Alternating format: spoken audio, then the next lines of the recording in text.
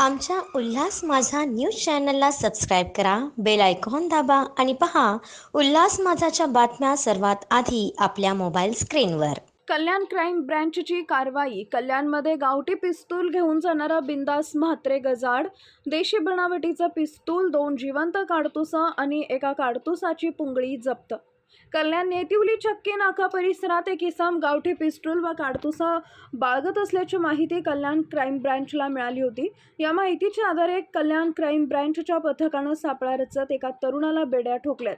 बिंदास म्हात्रे असं या तरुणाचं नाव असून त्याच्या घरातून एक देशी पिस्तूल, मॅगझिन, 2 जिवंत काडतुसं आणि एक काडतुसाची पुंगळी असा 62,000चा शस्त्रसाठा जप्त केलाय.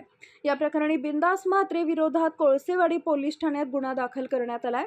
त्याच्या विरोधात याआधी काही गुन्हे दाखल आहेत का, त्यानं हे पिस्तूल कुठून व कशासाठी आणलं होतं याचा तपास पोलीस करत आहेत. आमच्या उल्हास माझा न्यूज चॅनलला सबस्क्राईब करा, बेल आयकॉन दाबा आणि पहा उल्हास माझाच्या बातम्या सर्वात आधी आपल्या मोबाईल स्क्रीनवर.